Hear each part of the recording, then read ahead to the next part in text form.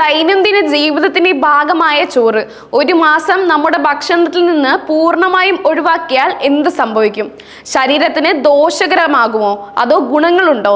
ചോറ്, പ്രത്യേകിച്ച് വെളുത്ത അരി, നമ്മുടെ സംസ്കാരത്തിന്റെയും ഭക്ഷണ രീതിയുടെയും ഒഴിവാക്കാനാവാത്ത ഭാഗമാണ്. കാർബോഹൈഡ്രേറ്റിന്റെ പ്രധാന ഉറവിടമായ ഇത് നമുക്ക് പെട്ടെന്ന് ഊർജം നൽകുന്നു.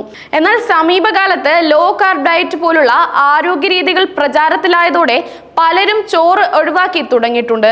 ഒരാഴ്ചയോ രണ്ടാഴ്ചയോ ചോറ് കഴിക്കാതെ ഇരുന്നാൽ എന്ത് സംഭവിക്കുമെന്ന് അവർക്ക് ഒരു ധാരണയുണ്ടാവാം. ചോറ് ഒരു മാസം ഒഴിവാക്കുന്നത് ശരീരത്തെ എങ്ങനെ ബാധിക്കുക? ഈ ചോദ്യത്തിന് ഒരു ലളിതമായ ഉത്തരമില്ല. കാരണം അത് വ്യക്തിയുടെ മറ്റ് ഭക്ഷണ രീതികൾ, ആരോഗ്യസ്ഥിതി, എത്രമാത്രം വ്യായാമം ചെയ്യുന്നു എന്നിവയെ ആശ്രയിച്ചിരിക്കും. എന്നാൽ പൊതുവെ പറഞ്ഞാൽ തുടക്കത്തിൽ ചില മാറ്റങ്ങൾ ശരീരത്തിൽ ഉണ്ടാവും. വെളുത്ത അരിയിൽ ലളിതമായ കാർബോഹൈഡ്രേറ്റുകളും വളരെ കുറഞ്ഞ പോഷകങ്ങളുമാണ് അടങ്ങിയിരിക്കുന്നത്. അതുകൊണ്ട് തന്നെ ഒരു മാസത്തേക്ക് ചോറ് പൂർണ്ണമായും ഒഴിവാക്കിയാൽ തുടക്കത്തിൽ നിങ്ങളുടെ ഊർജ്ജ നിലയിൽ ചെറിയ കുറവ് അനുഭവപ്പെടാം. പതിവായി ചോറ് കഴിച്ച് ശീലിച്ച ഒരാളെ സംബന്ധിച്ച് ഈ മാറ്റം പെട്ടെന്ന് അനുഭവപ്പെടും. കൂടുതൽ വിശപ്പ് തോന്നിയേക്കാം. അപ്പോൾ മെറ്റബോളിസത്തെ ഇത് ബാധിക്കുമോ? ഇല്ല, മെറ്റബോളിസത്തെ ഇത് കാര്യമായി ബാധിക്കില്ല. ആരോഗ്യകരമായ ഒരു ഭക്ഷണക്രമം പിന്തുടരുന്നെങ്കിൽ, അതായത് കാർബോഹൈഡ്രേറ്റുകൾ, പ്രോട്ടീനുകൾ, കൊഴുപ്പുകൾ എന്നിവയെല്ലാം കൃത്യമായ അളവിൽ ലഭിക്കുന്നുണ്ടെങ്കിൽ ഊർജവും ഉപാപചയ പ്രവർത്തനങ്ങളും സാധാരണ നിലയിൽ തന്നെയായിരിക്കും. ചോറ് ഒഴിവാക്കുന്നത് ഏതെങ്കിലും പോഷകങ്ങളുടെ കുറവിന് കാരണമാകുമോ?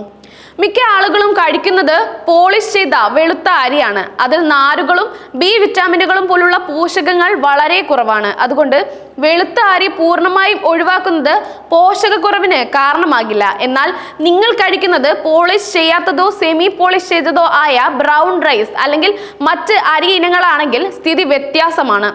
കാരണം അവയിൽ നാരുകൾ, ഇരുമ്പ്, മഗ്നീഷ്യം, മറ്റ് മൈക്രോ ന്യൂട്രിയൻസുകൾ എന്നിവ ധാരാളമുണ്ട്.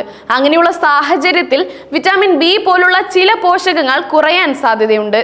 ചോറ് ഒഴിവാക്കുമ്പോൾ നിങ്ങളുടെ ശരീരം പുതിയൊരു ഊർജ്ജ സ്രോതസ്സിനെ ആശ്രയിക്കാൻ തുടങ്ങുന്നു. നിങ്ങൾ ആരോഗ്യകരമായ കാർബോഹൈഡ്രേറ്റുകളും പ്രോട്ടീനുകളും നാരുകളും അടങ്ങിയ ഭക്ഷണങ്ങൾ ഉൾപ്പെടുത്തുകയാണെങ്കിൽ ശരീരഭാരം കുറയാനും വയറിലെ കൊഴുപ്പ് കുറയാനും സാധ്യതയുണ്ട്. കൂടാതെ രക്തത്തിലെ പഞ്ചസാരയുടെ അളവ് നിയന്ത്രിക്കാനും ഇത് സഹായിച്ചേക്കാം, പ്രത്യേകിച്ച് ടൈപ്പ് 2 പ്രമേഹ സാധ്യതയുള്ളവർക്ക്. എന്നാൽ ഈ മാറ്റങ്ങൾ ആരോഗ്യകരമായ മറ്റ് ഭക്ഷണങ്ങൾ ഉൾപ്പെടുത്തുമ്പോൾ മാത്രമേ ഫലപ്രദമാവൂ.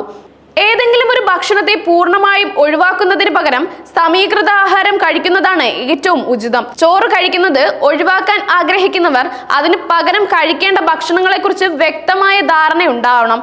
ആരോഗ്യപരമായ ഒരു തീരുമാനം എടുക്കുന്നതിന് മുമ്പ് ഡോക്ടറുമായോ ഡയറ്റീഷ്യനുമായോ സംസാരിക്കുന്നത് എപ്പോഴും നല്ലതാണ്. ഓരോ വ്യക്തിയുടെ ശരീരം വ്യത്യസ്തമാണ്. അതുകൊണ്ട് തന്നെ എല്ലാ ഡയറ്റ് പ്ലാനും എല്ലാവർക്കും ഒരുപോലെ അനുയോജ്യമാകണമെന്നില്ല. ഏതൊരു ആരോഗ്യപരമായ മാറ്റവും ഒരു വിദഗ്ധന്റെ മേൽനോട്ടത്തിൽ ചെയ്യുന്നതാണ് ഏറ്റവും ഉചിതം. ചോറ് നമ്മുടെ ഭക്ഷണത്തിൽ നിർബന്ധമുള്ള ഒന്നല്ല.